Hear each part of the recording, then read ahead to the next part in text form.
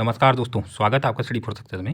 आज हम यहाँ पे यूकेपीएससी प्रीवियस ईयर की जो सीरीज़ है उसको स्टार्ट कर रहे हैं और ये बेहद ही महत्वपूर्ण सीरीज होने वाली है। अब आपको ये भी पता चलेगा कि कैसे क्वेश्चन आते हैं और किस तरीके से क्वेश्चन बनते हैं और किस तरीके से हमें पढ़ना है। तो अगर आपने इस तरीके से फॉलो किया है तो आपका कोई भी एग्ज़ाम नहीं रुकने वाला है। आज हम यहाँ पे सिर्फ मॉडर्न इंडिया की सीरीज़ कर रहे हैं। कल मैं आपके लिए कोशिश करूँगा कि आपके लिए एंशिएंट इंडिया की लाऊंगा, फिर मिडाइवल की लाऊंगा, फिर ज्योग्राफी, हिस्ट्री, जितने भी हो सकते हैं प्रीवियस ईयर सारे के सारे आपको करवाने की कोशिश करूँगा। सबसे पहले हम इस क्वेश्चन सीरीज को देखते हैं। तो सबसे पहला क्वेश्चन आपके पास यहाँ पे है कि निम्न में से किस शासक ने श्रीरंगपट्टनम में स्वतंत्रता का वृक्ष लगाया। तो ऑप्शन है आपके पास हैदर अली, मादर राव, टीपू सुल्तान या इनमें से कोई नहीं। जो उसका राइट आंसर है आपके पास वो है आपके पास टीपू सुल्तान। अब हम यहाँ पे टीपू सुल्तान जी के कुछ काम जानने की कोशिश करते हैं कि टीपू सुल्तान ने एक तो स्वतंत्रता का वृक्ष लगाया, दूसरा काम इनका जो सबसे इंपॉर्टेंट है वो है जैकोबियन क्लब। तो जैकोबियन क्लब आपका फ्रेंच रिवॉल्यूशन से संबंधित था और इस जैकोबियन क्लब के एकमात्र मेंबर भारतीय कौन थे, वो टीपू सुल्तान जी ही थे। इसको भी आपको क्या करना है, याद रखना है। अब जो टीपू सुल्तान जी हैं इसको अब हम यहाँ से सिंपल समझ सकते हैं कि आंग्ल और मैसूर वॉर ये हुए थे आपके, तो इन सबको आपको क्या करना है, याद करना जरूरी है।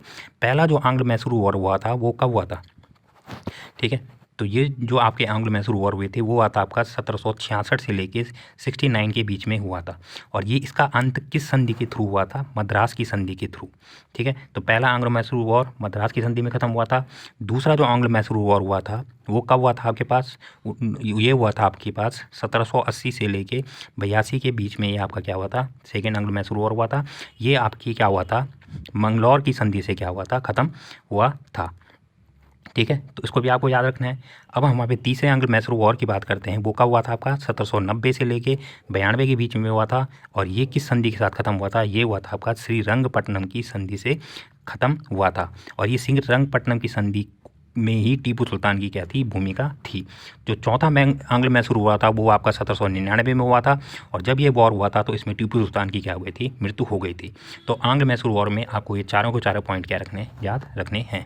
चलो हम नेक्स्ट क्वेश्चन की तरफ बढ़ते हैं। यहाँ पे जो न्यू इंडिया समाचार पत्र है इसका संबंध किससे था। तो ऑप्शन आपके पास Annie Besant, Mahatma Gandhi, Henry cotton या इनमें से कोई नहीं। तो जो इसका राइट आंसर है आपके पास ये है आपका एनी बेसेंट। एनी बेसेंट जी ने आपका न्यू इंडिया समाचार पत्र चलाया था। इसके अलावा इनका एक समाचार पत्र इंपॉर्टेंट है, वो है आपका कॉमनवेल्थ, ठीक है। कॉमनवेल्थ समाचार पत्र भी इनका इंपॉर्टेंट है। दूसरा एनी बेसेंट जी क्यों इंपॉर्टेंट है, क्योंकि ये क्या है 1917 में भारतीय राष्ट्रीय कांग्रेस की पहली महिला क्या बनी थी, अध्यक्ष भी बनी थी। एनी बेसेंट जी ने 1916 में होम रूल लीग आंदोलन भी भारत में चलाया था। कहाँ से चलाया था, मद्रास से इन्होंने क्या कराया था, होम रूल लीग आंदोलन चलाया था। इसको भी आप क्या रखें, याद रखें। अब हम यहाँ पे महात्मा गांधी जी की बात करते हैं। तो महात्मा गांधी जी ने कौन कौन से समाचार पत्र या पत्रिकाएं निकाली थी। तो इनकी 4 पत्रिकाएं बेहद इंपॉर्टेंट है, आपको इन चारों को याद रखना है।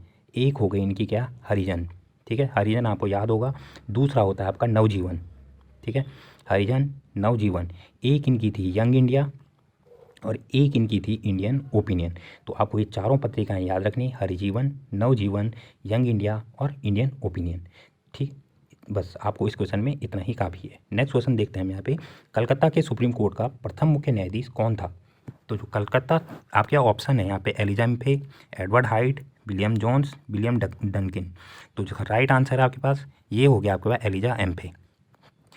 कब बना था सुप्रीम कोर्ट, सुप्रीम कोर्ट बना था आपका 1774 में। आपको पता ही है चार्टर्ड एक्ट जो आपका 1773 का आया था उसके अंदर 1774 में सुप्रीम कोर्ट बनाया गया था। उसके पहले मुख्य न्यायाधीश कौन थे, एलिजा एम्फे। नेक्स्ट क्वेश्चन पे हम चलते हैं। यहाँ पे सिद्धू और कान्हू किस आंदोलन का नेतृत्व किया था, संथाल, मुंडा, कूका, इनमें से कोई नहीं। तो इसका जो राइट आंसर है आपके पास ये है आपके पास संथाल विद्रोह। संथाल विद्रोह कब हुआ था, ये हुआ था आपका 1855 और 56 में हुआ था। स्वतंत्रता संग्राम से 1 साल पहले ये आंदोलन हुआ था। इसमें सिद्धू कान्हू के अलावा 2 लीडर और थे, उनका नाम था आपके पास चांद और भैरव। तो सिद्धू कान्हू और चांद भैरव ये आपके संथाल विद्रोह के क्या थे, इंपॉर्टेंट लीडर थे। जो ये संथाल विद्रोह हुआ था ये आजकल वर्तमान कहाँ हुआ था, झारखंड में हुआ था। अब नेक्स्ट हम यहाँ पे विद्रोह देखते हैं, मुंडा विद्रोह। मुंडा विद्रोह के जो लीडर थे वो थे आपके बिरसा मुंडा जी, बिरसा मुंडा जी। और ये आंदोलन कब हुआ था, ये आपका लगभग 1895 से लेके 1900 शताब्दी तक हुआ था। इसलिए बस इसके अलावा जो नेक्स्ट है आपके पास कूका विद्रोह, ये आपका कहाँ हुआ था, ये आपका पंजाब में हुआ था। और ये विद्रोह आपके 2 बार हुआ था। इसके 2 लीडर होते हैं आपके पास, एक होते हैं आपके पास भगत जवाहर मल, भगत जवाहरमल, और एक होते हैं आपके पास राम सिंह कूका जी। ठीक है, तो आपको पूछा जाता है कि भगत जवाहरमल का संबंध किस विद्रोह से था, तो कूका विद्रोह से था। ठीक है, राम सिंह का संबंध किस विद्रोह से था, तो उनका संबंध भी आपका कूका विद्रोह से था। नेक्स्ट क्वेश्चन की तरफ हम बढ़ते हैं। ये मैचिंग क्वेश्चन है और आपको इनको आपस में मैच करना है, तो हम इनको डायरेक्टली मैच कर लेते हैं। राजा राम मोहन राय जी ने आपकी आत्मीय सभा की स्थापना की थी और ये कब की थी, 1814 में की थी। आप इसको क्या रखें, याद रखें। नेक्स्ट है देवेंद्रनाथ टैगोर। देवेंद्रनाथ टैगोर जी ने तत्वबोधिनी सभा की क्या की थी, स्थापना की थी। विवेकानंद जी ने क्या की थी, रामकृष्ण मिशन की स्थापना की थी और ये कब की थी, ये की थी आपकी 1897 में। नेक्स्ट क्वेश्चन है आपके पास, यहाँ पे देखिए आत्माराम पांडुरंग जी है, इन्होंने किसकी स्थापना की थी, प्रार्थना समाज की स्थापना की थी और ये कब की थी, 1867 ईस्वी में। तो इतने ही आपको क्या करने हैं, सारे के सारे याद करने हैं और इस तरीके से आप इसको क्या कर सकते हैं, मैच कर सकते हैं। तो ऑप्शन नंबर बी यहाँ पे आपका क्या हो जाएगा, राइट आंसर हो जाएगा। नेक्स्ट क्वेश्चन हम यहाँ पे आगे बढ़ते हैं। यहाँ पे सिंपल सा पूछा गया है कि 1882 में जो आपका शिक्षा पर एक आयोग बनाया गया था उसकी अध्यक्षता किसने की थी, तो आपके ऑप्शन है मैकाले, हंटर, सैडलर। तो आपको पता ही है कि 1882 में एक हंटर क्या बनाया गया था, आयोग बनाया गया था जो शिक्षा के ऊपर था और ये किसके टाइम पे बनाया गया था, इस टाइम पे गवर्नर जनरल कौन था, रिपन था। ठीक है, इतना ही आपको क्या करना है, याद रखना है। मैकाले क्यों इंपॉर्टेंट है, मैकाले क्या था, जो पहला लॉ कमीशन या जिसको हम विधि आयोग बोलते हैं 1835 में बनाया गया था, इसका ये क्या था, पहला अध्यक्ष था और इसने ही भारत में अंग्रेजी शिक्षा की क्या की थी, शुरुआत की थी। सैडलर आयोग, इसमें सिर्फ आपको डेट याद रखनी है, 1917 में ये क्या गया था, ये आयोग बनाया गया था और यह भी किस पे, शिक्षा के ऊपर ही संबंधित था। नेक्स्ट क्वेश्चन देखते हैं हम यहाँ पे कि जो आपका झंडा गीत है, झंडा ऊंचा रहे हमारा, इसके रचयिता कौन है, तो इसके जो रचयिता हैं आपके पास, जो ऑप्शन नंबर बी इसका क्या है, राइट आंसर है, श्यामलाल गुप्त पार्षद जी इसके क्या हैं, रचयिता हैं। झंडा का जो हमारा वर्तमान झंडा है उसका डिज़ाइन किसने बनाया था, उसको भी आप याद रख सकते हैं, पिंगली वेंकैया जी क्या हैं, इसके डिजाइनकार थे। नेक्स्ट क्वेश्चन हम यहाँ पे बढ़ते हैं। यहाँ पे आप देख सकते हैं कि जो एक्सला चापल की जो संधि हुई थी वो किस युद्ध से संबंधित है, तो आपके पास ऑप्शन है प्रथम कर्नाटक युद्ध, द्वितीय कर्नाटक युद्ध, तृतीय, इनमें से कोई नहीं। तो जो एक्सला चापल की संधि है इसका जो संबंध है वो प्रथम कर्नाटिक वॉर से है। जो प्रथम कर्नाटिक वॉर है ये अंग्रेज़ों और फ्रांस के बीच में लड़े गए युद्ध थे और प्रथम कर्नाटिक वॉर जो आपका एक्सला चापल की संधि से ख़त्म हुआ था, कब हुई थी एक्सला चापल की संधि, 1748 में ये संधि आपकी क्या हुई थी, ख़त्म हुई थी। दूसरा जो आपका कर्नाटिक वॉर है ये किस संधि के साथ ख़त्म हुआ था, ये आपकी पुडुचेरी या पौंडीचेरी की संधि के साथ ख़त्म हुआ था। ये आपका लगभग 1753 में क्या हुआ था, ये युद्ध ये संधि के साथ क्या हुआ था, ख़त्म हुआ था। जो तृतीय कर्नाटिक वॉर है, तृतीय कर्नाटिक वॉर आपकी किस संधि के साथ ख़त्म हुआ था, ये आपका पेरिस की संधि के साथ क्या हो गया था, ख़त्म हो गया था। तो आपको ये तीनों याद रखने हैं, पहला आपका एक्सला चापल की संधि, दूसरा पौंडीचेरी की संधि, तीसरा आपका पेरिस की संधि के साथ क्या हुआ था, ख़त्म हुआ था। नेक्स्ट क्वेश्चन देखते हैं आपका, निम्न किस चार्टर एक्ट के द्वारा भारत में ईसाई धर्म प्रचारकों को आने की अनुमति दी गई, तो आपके ऑप्शन है charter act of 1833, charter act of 1793, charter act of 1813, charter act of 1835। जो उसका राइट आंसर आपके पास 1813। देखो चार्टर एक्ट 1813 में एक काम और किया गया था कि जो ईस्ट इंडिया कंपनी का चाय का जो एकाधिकार था या जो मोनोपोली थी उसको क्या कर दिया गया था, समाप्त कर दिया गया था। सिर्फ मोनोपोली को समाप्त किया गया था, व्यापार खत्म नहीं किया गया था। व्यापार कब खत्म किया गया था, चार्टर एक्ट 1833 में ईस्ट इंडिया कंपनी को से चाय का व्यापार पूर्ण रूप से क्या कर दिया गया था, छीन दिया गया था। 1800 चार्टर एक्ट में एक चीज़ और इम्पोर्टेंट है कि इसमें शिक्षा के लिए पहली बार क्या गया था, फंड भी जारी किया गया था। 1 लाख रुपए का फंड शिक्षा के लिए भी क्या किया गया था, पहली बार अंग्रेज़ों के द्वारा जारी किया गया था। इसको भी आपको क्या करना है, याद रखना है। चलो हम यहाँ पे नेक्स्ट क्वेश्चन करते हैं। अगर आपको इंग्लिश में देखना है तो आप इंग्लिश में देख सकते हैं, हम यहाँ पे हिंदी में क्या करेंगे, इनको डिस्कस करने जा रहे हैं। नेक्स्ट क्वेश्चन देखिए यहाँ पे कौन सा दस्तावेज भारतीय शिक्षा का मैग्ना कार्टा कहा जाता है, तो इस क्वेश्चन का आंसर सभी को पता है कि 1854 में जो वुड का घोषणा पत्र या वुड डिस्पैच को भारतीय शिक्षा का क्या कहा जाता है, मैग्ना कार्टा कहा जाता है। नेक्स्ट क्वेश्चन हम यहाँ पे बढ़ते हैं, निम्न में से किसने बनारस में संस्कृत कॉलेज की स्थापना की, तो आपके ऑप्शन है यहाँ पे Jonathan Duncan, Warren Hastings, William Bentinck, Lord Hastings. तो आपका जो इसका राइट आंसर है वो है आपका जोनाथन डंकन। जोनाथन डंकन ने बनारस में संस्कृत कॉलेज की स्थापना की और ये कब की थी, ये 1791 में इसकी स्थापना की गई थी। नेक्स्ट क्वेश्चन हम आगे बढ़ते हैं। इस क्वेश्चन को अगर आप छोड़ना चाहें तो छोड़ भी सकते हैं कि इसमें ये बोला गया है कि ये किसने कहा था कि इस दरिद्रता की समांतरिता वाणिज्य के इतिहास में शायद कभी रही हुई बुनकरों की हड्डियां भारत के मैदान में विरंजित कर रही हैं। तो ये भारत के बुनकरों की स्थिति को बताता है। तो ये विलियम बेंटिंक ने ऐसा स्टेटमेंट दिया था क्योंकि वो भारत के हित में सोचता था। तो बुनकरों की हड्डियाँ भारत के मैदानों में विरंजित कर रही हैं। नेक्स्ट क्वेश्चन देख सकते हैं आप यहाँ पे, किसके नेतृत्व में अंग्रेजी सेना ने पोर्टो नोवा में हैदर अली को पराजित किया था। ये बड़ा इंपॉर्टेंट क्वेश्चन है। पोर्टो नोवा का जो युद्ध है ये आपका सेकेंड एंग्लो मैसूर वॉर था, जो इसका मैंने आपको बता दिया है कि जो आपका पौंडीचेरी की संधि से क्या हुआ था, ख़त्म हुआ था। और इस युद्ध में हैदर अली क्या है, घायल हो गया था और हैदर अली की मृत्यु हो गई थी। तो इस युद्ध में अंग्रेज़ों का जो लीडर था वो कौन था आपके पास, आयरकूट हुआ करता था। तो ऑप्शन नंबर ए इसका क्या है, राइट आंसर हो गया है। नेक्स्ट क्वेश्चन हम यहाँ पे आगे बढ़ते हैं। एनी बेसेंट जी के बारे में आपको सही ऑप्शन बताने हैं। तो पहला इसमें सही ऑप्शन है कि होम रूल लीग आंदोलन एनी बेसेंट जी ने प्रारंभ किया था। तीसरा ऑप्शन देख सकते हैं आप, इंडियन नेशनल कांग्रेस की अध्यक्षा रही, ये भी पता है आपको।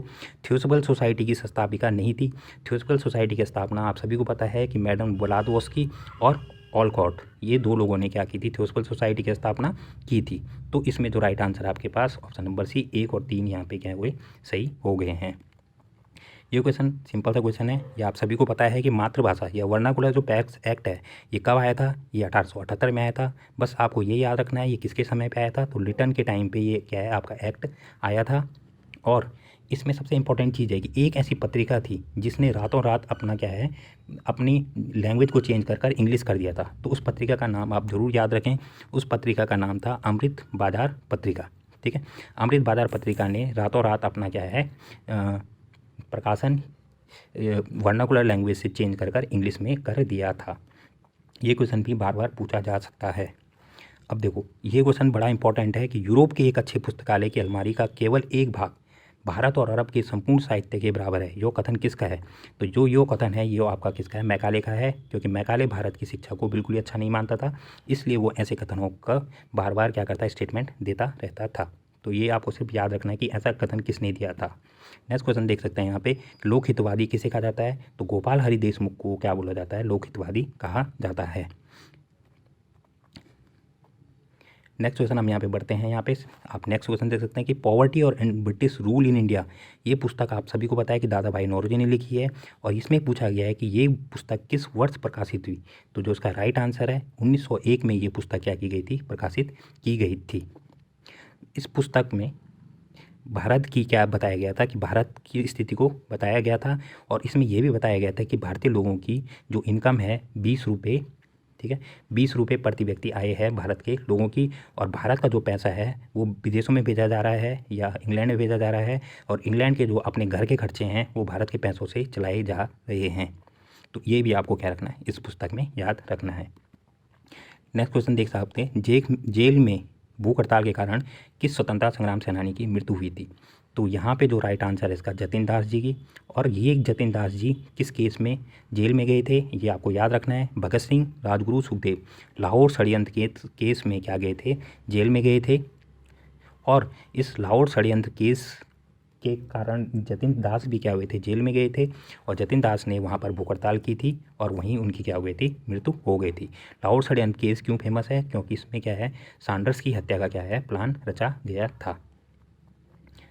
नेक्स्ट क्वेश्चन अगर आप इंग्लिश में देखना चाहते हैं इंग्लिश में देखें, और हम यहाँ पे क्या है आपको हिंदी में दिखाता हूँ मैं। नेक्स्ट क्वेश्चन देख सकते हैं आप, 78 क्वेश्चन देखते हैं।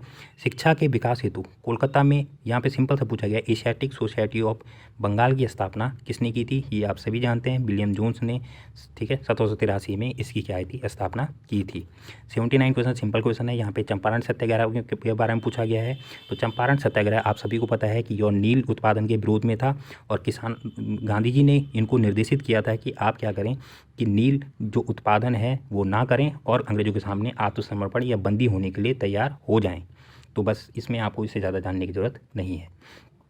हाँ, नील विद्रोह में आपको चंपारण सत्याग्रह में बस एक चीज़ याद रखना है कि गांधी जी को किसने इस विद्रोह में आने का न्योता दिया था, तो उनका नाम आप याद रखें, रामचंद्र शुक्ल जी का। ठीक है, रामचंद्र शुक्ल जी थे, इन्होंने गांधी जी को न्योता दिया था।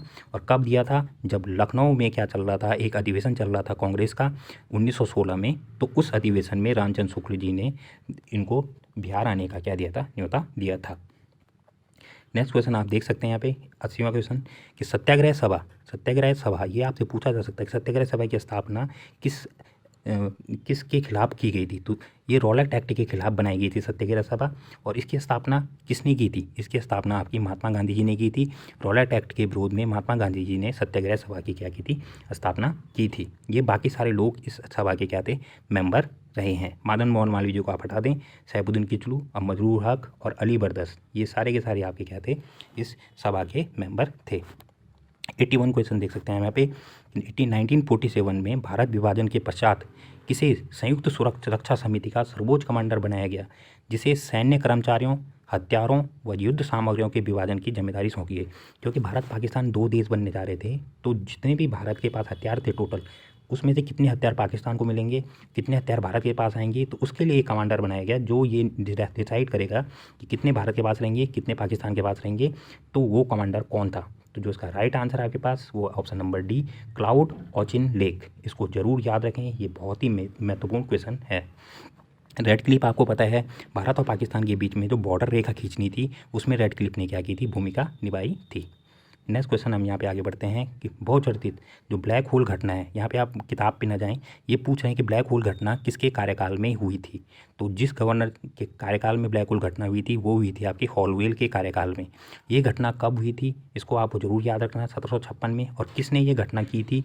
सिराजुद्दौला। सिराजुद्दौला ने क्या किया था कि जो फोर्ट विलियम कॉलेज था उसके एक छोटे से कमरे में बहुत से अंग्रेज़ों को भर दिया था, वहीं उनकी दम घुट कर क्या हुई थी? मौत हो गई थी। इसी घटना को ब्लैक होल की घटना कहा जाता है। और ये घटना 1756 में हुई थी। और ये किसके टाइम पे हुई थी? हॉलवेल उसमें गवर्नर था, उसके टाइम पे ये घटना घटी थी। नेक्स्ट क्वेश्चन हम यहाँ पढ़ते हैं, किस वर्ष भारत के गवर्नर जनरल को वाइसराय की उपाधि दे दी गई थी? सबसे पहले भारत का क्या होता था? गवर्नर जनरल ऑफ बंगाल होता था, ठीक है। 1773 में गवर्नर जनरल ऑफ बंगाल बनाया गया। उसके बाद 1833 के एक्ट में इसको क्या कर दिया गया था? गवर्नर जनरल ऑफ इंडिया बना दिया गया। और फिर 1857 के विद्रोह के बाद 1858 में गवर्नमेंट ऑफ इंडिया एक्ट के तहत इसको क्या कर दिया गया था? वाइसराय बना दिया गया था। तो यहाँ पे आपका ऑप्शन हो गया गवर्नमेंट ऑफ इंडिया एक्ट 1858। तो पहला आपका जो वाइसराय था वो कौन था? आपका कैनिंग था, जिसने ये भी पूछा जाता है कि जो महारानी विक्टोरिया था, विक्टोरिया का जो पत्र किसने पढ़ा था? तो वो लॉर्ड कैनिंग ने ही पहली बार पढ़ा था। नेक्स्ट क्वेश्चन देख सकते हैं आप, ये बड़ा इंपॉर्टेंट क्वेश्चन है कि बाल गंगाधर तिलक को 6 वर्षों के कारावास के पश्चात कब रिहा किया गया था? आपको डेट याद ना करें, इसमें आप मंथ जरूर याद करें। तो जब तिलक 6 वर्ष के कारावास पे गए थे, उनको जून 1914 को क्या किया गया था? रिहा किया गया था। और 1914 को जेल से निकलने के बाद उन्होंने फिर से भारत में कौन सा आंदोलन चलाया था? उसको आप याद रख सकते हैं, कौन सा? होम रूल लीग आंदोलन चलाना स्टार्ट कर दिया था। कहाँ से चलाया था? बॉम्बे और पुणे से उन्होंने क्या किया था? होम रूल आंदोलन 1914 में चलाना स्टार्ट कर दिया था। जून 14 में वो छूटे थे और उसके दूसरे तीसरे दिन से ही उन्होंने ये आंदोलन चलाना स्टार्ट कर दिया था। तो ऑप्शन राइट ए है इस क्वेश्चन का। देखिए, अब ये क्वेश्चन भी अच्छा क्वेश्चन है कि जो लॉर्ड मेयो की नीति थी वो कैसी नीति थी? तो आपका ऑप्शन यहाँ पे प्रशासनिक केंद्रीकरण, वित्तीय केंद्रीकरण, वित्तीय विकेंद्रीकरण, ठीक है। तो जो लॉर्ड मेयो की जो नीति थी वो आपकी थी कौन सी? वित्तीय विकेंद्रीकरण। वित्तीय मतलब हो गया फाइनेंशियल डिसेंट्रलाइजेशन, पैसे को बांटो मतलब। तो पैसे को बांटने का जो वित्तीय विकेंद्रीकरण जैसे आजकल चलता है कि सेंटर पैसा को क्या करता है? सारी स्टेटों को बांटता है। तो ऐसे ही लॉर्ड मेयो की क्या थी? नीति थी। इसकी नीति को अच्छी नीतियाँ माना जाता है। वैसे ही अगर आपसे पूछा जाए कि प्रशासनिक विकेंद्रीकरण या एडमिनिस्ट्रेटिव डिसेंट्रलाइजेशन की नीति किसने चलाई थी? ये स्थानीय स्वशासन की नीति किसने चलाई थी? वो आपकी किसने चलाई थी? रिपन ने चलाई थी, ठीक है। तो इसीलिए हम बोलते हैं कि स्थानीय स्वशासन का जनक किसको कहा जाता है? रिपन को कहा जाता है। और वित्तीय विकेंद्रीकरण का जनक भारत में किसको कहा जाता है? तो लॉर्ड मेयो को कहा जाता है। नेक्स्ट क्वेश्चन आप देखें यहाँ पे कि एक युवा वकील के रूप में दक्षिण अफ्रीका के डरबन में गांधी जी का पदार्पण कब हुआ? गांधी जी कब वकील बनकर दक्षिण अफ्रीका केस लड़ने के लिए पहली बार गए थे? तो गांधी जी गए थे 1893 में। और ये किसका केस लड़ने के लिए गए थे? उस समय एक फेमस पर्सनैलिटी थे, दादा अब्दुल्ला। तो दादा अब्दुल्ला का केस लड़ने के लिए गांधी जी पहली बार कहाँ गए थे? साउथ अफ्रीका गए थे 1893 में दादा अब्दुल्ला जी का केस लड़ने के लिए। इस क्वेश्चन को आप छोड़ सकते हैं, ये क्वेश्चन ज़्यादा ही क्या हो गया? इंपॉर्टेंट नहीं है। नेक्स्ट क्वेश्चन हम यहाँ पे आगे बढ़ते हैं। जो क्वेश्चन आपके लिए इंपॉर्टेंट होंगे मैं उन्हीं को आपको सिर्फ सॉल्व कराऊंगा। अब देखो ये क्वेश्चन दोबारा आ चुका है, वित्तीय विकेंद्रीकरण, तो सीधे हो गया लॉर्ड मेयो। 89 क्वेश्चन देख सकते हैं आप कि 1901 में सर कॉलिन स्कॉट मॉनक्रिफ की अध्यक्षता में एक आयोग किस जांच हेतु नियुक्त किया गया था? तो देखो ये कर्जन का टाइम पीरियड है। कर्जन ने यहाँ पे 4 आयोग बनाए थे, तो मैं चारों को आपको बता देता हूँ। पर सबसे पहले आपको इस क्वेश्चन का आंसर बनाता हूँ कि स्कॉट मॉनक्रीफ की अध्यक्षता में किस आयोग का गठन किया गया था। तो सिंचाई आयोग का गठन किया गया था इस मॉनक्रीफ की अध्यक्षता में। ठीक है, तो अब मैं आपको चारों आयोगों का नाम बता देता हूँ। सबसे पहले सिंचाई हो गया आपका मॉनक्रीफ। इसके बाद एक आयोग बनाया गया था आपका किसके लिए, पुलिस के लिए। ठीक है, तो पुलिस के लिए जो आयोग बनाया गया था उसको बोलते हैं फ्रेजर आयोग। ठीक है, फ्रेजर आयोग। इसके अलावा एक आयोग बनाया गया था शिक्षा के लिए या यूनिवर्सिटी के लिए। यूनिवर्सिटी के लिए जो आयोग बनाया गया था वो बनाया गया था थॉमस रैले आयोग। ठीक है, थॉमस रैले आयोग। इसके अलावा एक और आयोग बनाया गया था रेलवे के लिए। ठीक है, तो रेलवे के लिए बनाया गया था आपका थॉमस रॉबर्टसन आयोग। थॉमस रॉबर्टसन आयोग। ठीक है, तो ये आपको सारे के सारे आयोग याद रखने हैं। सबसे पहला आपके पास हो गया सिंचाई के लिए, सिंचाई के लिए हो गया मॉनक्रीफ। ठीक है, उसके बाद मैंने आपको बताया पुलिस के लिए, पुलिस के लिए हो गया आपका फ्रेजर। उसके बाद मैंने आपको बताया यूनिवर्सिटी, यूनिवर्सिटी के लिए आपका कौन था, ठीक है, थॉमस रैले, रैले आयोग। और उसके अलावा मैंने आपको बताया था रेलवे, रेलवे के लिए आपका कौन था, थॉमस रॉबर्टसन आयोग। ये चारों के चारों आयोग आप बिल्कुल याद करें, कभी कभी ये मैच द फॉलोइंग में भी आते हैं। देखो, तो अब देखो नेक्स्ट क्वेश्चन फिर से वही आ गया, रूट एंड ब्रांच सुधार। थॉमस रॉबर्टसन के किस सुधार ने हेतु सुझाव दिया था। तो ये आयोग किसने बनाया था, ये आयोग रेलवे के लिए बनाया गया था, थॉमस रॉबर्टसन आयोग। तो बाकी दो भी आपको क्या करने हैं, याद रखने हैं। नेक्स्ट क्वेश्चन हम यहाँ पे चलते हैं। देखो ये भी बहुत ही बढ़िया क्वेश्चन है कि अक्टूबर 1921 में ब्रिटिश सरकार ने एक राजस्व आयोग किसकी अध्यक्षता में नियुक्त किया था। तो ये जो आयोग नियुक्त किया था ब्रिटिश गवर्नमेंट ने, ये सर इब्राहिम रहमतुल्लाह के नेतृत्व में एक ये राजस्व आयोग का क्या किया था, ब्रिटिश सरकार ने गठन किया था। इसको भी आप जरूर क्या रखें, याद रखें। अब इसके बाद देखो आर्थिक निकास, जो आपकी जो वो बुक थी un-British rule in India, un-British rule वाली जो बुक है आपकी दादा भाई नौरोजी की, उसमें एक आर्थिक विकास का सिद्धांत दिया गया, ड्रेन ऑफ वेल्थ थ्योरी का सिद्धांत दिया गया है। उस सिद्धांत में क्या कहा गया है, उसमें गृह व्यय की बात की गई है कि अंग्रेज यहाँ से पैसा ले जाते थे और इंग्लैंड में जाकर उस पैसे को अपने गृह खर्च के लिए क्या करते थे, खर्च के लिए यूज करते थे। तो ये क्वेश्चन भी बहुत ज़्यादा इंपॉर्टेंट जाता है कि आर्थिक निकास के सिद्धांत में मुख्य तत्व क्या था, तो वो गृह व्यय था। ठीक है, इंग्लैंड में जाकर वो अपने खर्च के लिए क्या करते थे, भारतीय पैसों को यूज करते थे। ये नेक्स्ट क्वेश्चन देखते हैं, किसने कहा कि भारत और ब्रिटेन के आर्थिक हित प्रत्येक क्षेत्र में टकराते हैं। वैसे थोड़ा टफ क्वेश्चन हो गया, फिर भी आप इसको अगर देखना चाहते हैं तो भारत और ब्रिटेन के आर्थिक क्षेत्र टकराते, तो ये आपका जो उसका राइट आंसर हो गया, जवाहरलाल नेहरू जी ने ये स्टेटमेंट दिया था। इसके अलावा इन बाकी ये 3 क्वेश्चनों को आप छोड़ सकते हैं, और अगर आपको आंसर जानना है तो मैं सिर्फ आपको आंसर बता देता हूँ, अनौदिकरण का मिथक। ठीक है, ये आपको जानने की ज़रूरत नहीं है, इनको हटा दीजिए। इसका आंसर कलवर्व है, इसका आंसर आपका क्या है, भारत के आधुनिक युग का अग्रदूत बन जाएगी, तो कार्ल मार्क्स है। पर इनको अगर आपको जिसको देखना है वो देख सकता है, नहीं तो फिर हम सीधे आगे बढ़ते हैं। ये क्वेश्चन मैंने आपको पहले ही बता दिया है, दादा भाई नौरोजी के अनुसार प्रति व्यक्ति आय कितने रुपया होती थी, 20 रुपये होती थी। इसको हमें डिस्कस करने की ज़रूरत नहीं है। अब यहाँ पे है कि उन आईएनए सैनिकों के नाम बताए जिनके मुकदमे की सुनवाई दिल्ली के लाल किले में हुई थी। इसके लिए एक फेमस स्टेटमेंट है, लाल किले से आई आवाज़, सैगल ढिल्लो सहनवाज। इस स्टेटमेंट को हमेशा याद रखना आप। तो आपको पता ही है कि कैप्टन सैगल, गुरबख्श ढिल्लो और कैप्टन सहनवाज, इनके ऊपर क्या चल रहा था, मुकदमा चल रहा था। ये आईएनए जो आज़ाद हिंद फोर्स थी उसके क्या थे, ये मेंबर थे, और इनके ऊपर क्या चल रहा था, दिल्ली में मुकदमा चल रहा था। तो इसका जो राइट आंसर हुआ ऑप्शन नंबर डी, इनमें से सभी। अब इसमें सबसे इंपॉर्टेंट क्वेश्चन ये पूछा जाता है कि जो इनका मुकदमा था वो भारत का कौन सा वकील लड़ रहा था। तो जो इनका मुकदमा लड़ रहा था वो सबसे इंपॉर्टेंट फिगर हैं भुल्ला भाई देसाई। इनका नाम आप बिल्कुल ना भूलें, भुल्ला भाई देसाई। इनके नीचे जवाहरलाल नेहरू जी भी थे, सरदार भाई पटेल भी थे, पर जो मेन लीडर थे, मेन वकील थे, वो कौन थे आपके, भुल्ला भाई देसाई जी। इन आईएनए सैनिकों का क्या लड़ रहे थे, केस लड़ रहे थे। इसे आप जरूर याद रखें। इसके बाद ये क्वेश्चन है, देखो मुस्लिम लीग द्वारा मुक्ति दिवस कब मनाया गया। तो मुस्लिम लीग के द्वारा मुक्ति दिवस मनाया गया था 1939 में। इसको बेसिकली मुक्ति दिवस का मतलब है कांग्रेस मुक्ति दिवस। अब इसकी मैं हल्की सी आपको कहानी बता देता हूँ कि 1937 में क्या हुए थे, आपके चुनाव हुए थे, जिसमें मुस्लिम लीग बुरी तरीके से क्या हुए थे, हार गई थी, और हर जगह कांग्रेस की क्या बनी थी, पार्टी या सरकार आई बनी थी। तो फिर क्या हुआ कि 1939 में जब सेकेंड वर्ल्ड वॉर चला था, तो ललित हो ने बिना कांग्रेस से पूछे हुए ही भारतीय सैनिकों को वर्ल्ड वॉर में उतार दिया था। तो इससे नाराज़ होकर कांग्रेस ने क्या कर दिया, सारे कांग्रेस सरकारों ने क्या दिया था, इस्तीफा दिया था। और इस इस्तीफे की खुशी मनाते हुए मुस्लिम लीग ने क्या किया था, 22 दिसंबर सन 1939 को क्या मनाया था, कांग्रेस मुक्ति दिवस मनाया था। तो आप इस डेट को भी क्या रखें, जरूर याद रखें। नेक्स्ट क्वेश्चन हम आगे बढ़ते हैं। अगर आपको इंग्लिश में देखना है इंग्लिश में देख सकते हैं, और हिंदी में देखना है तो आप में हिंदी में स्टार्ट करते हैं। देखो, आधिकारिक रूप से पाकिस्तान की मांग निम्न में से किस वर्ष रखी गई थी। तो आधिकारिक रूप से जो पाकिस्तान की मांग रखी गई थी वो 1940 में रखी गई थी। तो मुस्लिम लीग का एक अधिवेशन चल रहा था, कहाँ चल रहा था, लाहौर में चल रहा था। उस समय उसकी अध्यक्षता कौन कर रहा था, जिन्ना कर रहा था, ठीक है। और यहाँ पे इन्होंने आधिकारिक तौर पर कहा कि अब हमें पाकिस्तान चाहिए ही चाहिए, ठीक है। तो 1940 का लाहौर अधिवेशन। नेक्स्ट क्वेश्चन देख सकते हैं, भारत में जो पहला ईसाई मिशन जब 1813 के एक्ट में जब ईसाई मिशन को भारत में भेजा गया, वो सबसे पहला मिशन उन्होंने कहाँ स्थापित किया था, बंगाल में स्थापित किया था। और बंगाल की किस जगह पे, श्री रामपुर जगह पे स्थापित किया था। नेक्स्ट क्वेश्चन, निम्नलिखित आंदोलनों में से कौन कालक्रमानुसार अंतिम था, यह लास्ट आंदोलन था।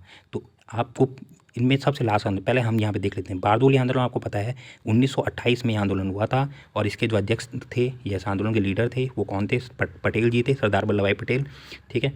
नेक्स्ट देखते हैं आप, चंपारण आपको पता है महात्मा गांधी 1917, खेड़ा 1918 महात्मा गांधी, ये कहाँ है, गुजरात में। तेभागा आंदोलन आप देखते हैं तो तेभागा आंदोलन 1947 में हुआ था, और ये आंदोलन क्या है, किसान आंदोलन है सारे के सारे, और ये आपका क्या है, पश्चिम बंगाल में हुआ था। इसके अलावा तो यहाँ पे जो इसका राइट आंसर हो गया है वो कौन सा हो गया, तेभागा आंदोलन हो गया है। तो एक आंदोलन आपको और याद रखना है, वो है आपका तेलंगाना आंदोलन, एकमात्र भारत का किसान आंदोलन जो स्वतंत्रता से पहले भी चल रहा था और स्वतंत्रता के बाद तक भी चलता रहा। वो कौन सा आंदोलन था, वो आपका तेलंगाना आंदोलन था। ये आपका 1946 में स्टार्ट हुआ था, और ये लगभग 1950-51 तक ये आंदोलन चलता रहा, जब तक कि वो जमींदारी भू विनाश कानून नहीं आ गए थे। तो 1946 से 1951 तक आपका कौन सा आंदोलन चल रहा था, तेलंगाना आंदोलन चल रहा था, और ये कैसा किसान आंदोलन था। अब नेक्स्ट क्वेश्चन देखते हैं यहाँ पे कि भगवद गीता का अंग्रेजी अनुवाद सर्वप्रथम किसने किया था। तो भगवद गीता का जो सर्वप्रथम अंग्रेजी अनुवाद किया था वो चार्ल्स विल्किंस ने किया था। इसको आप डायरेक्ट याद रखें, भगवद गीता का अंग्रेजी अनुवाद चार्ल्स विल्किंस। नेक्स्ट क्वेश्चन, ये आप सभी को पता है कि जो वंदे मातरम गीत है वो किससे लिया गया है, वो आपका आनंद मठ से लिया गया है। आनंद मठ सभी को पता है, बंकिम चंद्र चटर्जी द्वारा लिखा गया है। नेक्स्ट क्वेश्चन यहाँ पे देखते हैं हम, यहाँ पे निम्नलिखित में से कौन सा युग्म सम्मिलित नहीं है। तो अल हिलाल ये पत्रिकाएँ हैं, अल हिलाल मौलाना अबुल कलाम आज़ाद जी ने ही लिखी है। मौलाना अब्दुल कलाम ने एक दूसरी पत्रिका भी लिखी है, वो है आपकी अल बिलाल, ठीक है। अल हिलाल, अल बिलाल, ये दो पत्रिकाएं आपकी किसकी है, मौलाना अबुल कलाम आज़ाद जी की है, और ये हमारे पहले शिक्षा मंत्री भी थे। इसीलिए 11 नवंबर को हमेशा इनके बर्थडे पर राष्ट्रीय शिक्षा दिवस भी मनाया जाता है। नेक्स्ट देखिए, नेशनल हेराल्ड। नेशनल हेराल्ड आपका जवाहरलाल नेहरू जी का है, और ये राइट आंसर है। तीसरा देखते हैं, मराठा जो लिखी है पत्रिका, ये आपका तिलक जी ने लिखी है। तिलक जी ने एक और पत्रिका लिखी थी मराठा के साथ केसरी, ठीक है, मराठा के साथ केसरी। बस इनमें एक चीज़ ये ध्यान रखना कि जो मराठा पत्रिका है उसकी जो लैंग्वेज थी वो इंग्लिश थी, और केसरी की जो लैंग्वेज है वो आपकी क्या थी, मराठी थी। बस आपको इतना याद रखना है। संवाद कौमुदी ये राजा राम मोहन राय जी के द्वारा ही लिखी गई है। तो इसमें गलत ऑप्शन बताना था हमें, तो ऑप्शन सी इसका क्या हो जाएगा, राइट आंसर हो जाएगा। देखो ये क्वेश्चन देखते हैं यहाँ पे कि दास प्रथा का उन्मूलन निम्नलिखित में से किस अधिनियम, ये अधिनियम छोड़ दें यहाँ पे आपको ये क्वेश्चन ही गलत हो गया। बस मैं आपको दास प्रथा के बारे में बता दूँ। दास प्रथा का अंत भारत में कब हुआ था, 1843 में हुआ था। यहाँ पे एक कौन सा आया था, स्लेवरी एबॉलिशन एक्ट आया था, या जिसको हम बोलते हैं दासता उन्मूलन अधिनियम 1843। और ये किसके टाइम पीरियड में आया था, तो उसको भी आपको याद रखना है, लॉर्ड एलन ब्रो, ठीक है, लॉर्ड एलन ब्रो, BROUGH। इसमें एलन को इन्होंने इसी तरीके से लिखा है, ELON इस टाइप से लिखा है, तो लॉर्ड एलन ब्रो, ठीक है। तो 1843 में दासता प्रथा को क्या कर दिया गया था, ख़त्म कर दिया गया था। अब नेक्स्ट क्वेश्चन हम देखते हैं कि प्रार्थना समाज के संस्थापक कौन थे। इसको हम पहले भी देख चुके हैं, आत्माराम पांडुरंग जी प्रार्थना समाज के संस्थापक थे। बस इस तरीके से आपके मॉडर्न इंडिया के क्वेश्चन खत्म होते हैं। अगर आपको सीरीज अच्छी लगती है तो उसको जरूर लाइक करें, और मैं आपके लिए जल्दी ही यहाँ पे एंशिएंट इंडिया और मिडाइवल इंडिया के जो इस पेपर में क्वेश्चन है वो भी बेहद ही महत्वपूर्ण क्वेश्चन है, तो उनको भी जरूर आपके साथ लेके आऊँगा। इस वीडियो को देखने के लिए आपका बहुत बहुत धन्यवाद।